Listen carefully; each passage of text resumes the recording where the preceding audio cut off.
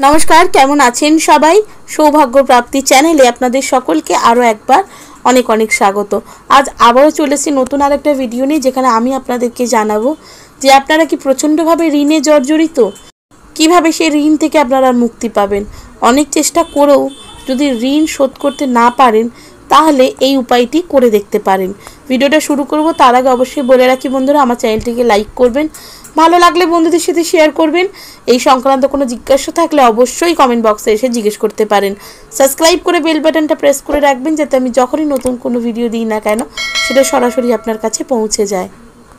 একটা অত্যন্ত কার্যকরী টোটকা রয়েছে, সবাইকে বললে হয়তো সেটা তারা বিশ্বাস করবে না, কিন্তু হ্যাঁ, এটা আপনারা করে দেখতে পারেন।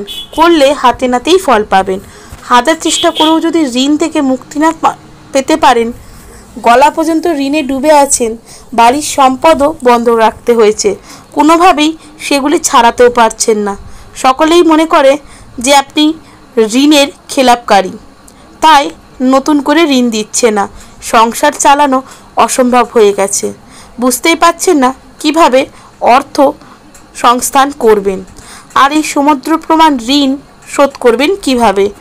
এমন অবস্থা থেকে পরিত্রাণ দিতে পারে এই উপায়টি।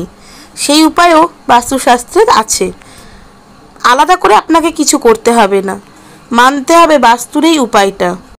যদি কোনো ব্যক্তি ঋণ বাড়তেই থাকে অথচ সে শোধ না করতে পারে, তাহলে প্রচণ্ড পরিমাণে যে বিশ্বাসটা, সেই বিশ্বাসটা ঈশ্বরের ওপর রেখে যে কোনো বৃষ্টির, টিপটিপ বৃষ্টি নয়, যে কোনো ঝমঝমে যে বৃষ্টিটা হয়, একটানা ধরুন অনেকক্ষণ ধরে ঝমঝম করে যে বৃষ্টিটা হচ্ছে, সেই বৃষ্টির জল এক বালতি জোগাড় করতে হবে।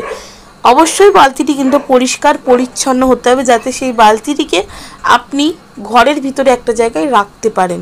বৃষ্টির জল জোগাড় করে সর্বশক্তিমান ঈশ্বরকে স্মরণ করে তাতে আপনার পরিমাণ অনুযায়ী, আপনার সামর্থ্য অনুযায়ী অল্প একটুখানি দুধ মিশিয়ে নিন।